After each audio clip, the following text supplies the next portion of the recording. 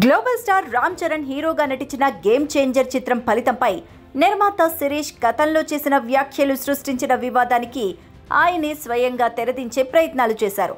తన మాటల వల్ల మెగా అభిమానులు బాధపడ్డారని గ్రహించి వారందరికీ క్షమాపణ చెబుతూ ఓ బహిరంగ లేఖను విడుదల చేశారు.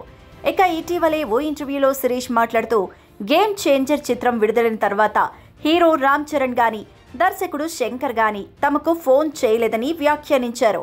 ఇక ఈ వ్యాఖ్యలు సోషల్ మీడియాలో తీవ్ర దుమారాన్ని రేపాయి. మెగా అభిమానులు శ్రీ వెంకటేశ్వర క్రియేషన్స్ బ్యానర్ను నిర్మాతలను లక్ష్యంగా చేసుకొని విమర్శలు గుప్పించారు.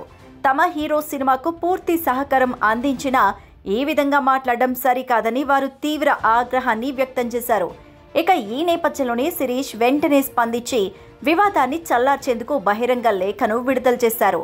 తన వ్యాఖ్యలను అపార్థం చేసుకున్నారని, మెగా అభిమానులు మనోభావాలు దెబ్బతీయడం తన ఉద్దేశ్యం కాదంటూ ఆ లేఖలో స్పష్టం చేశారు.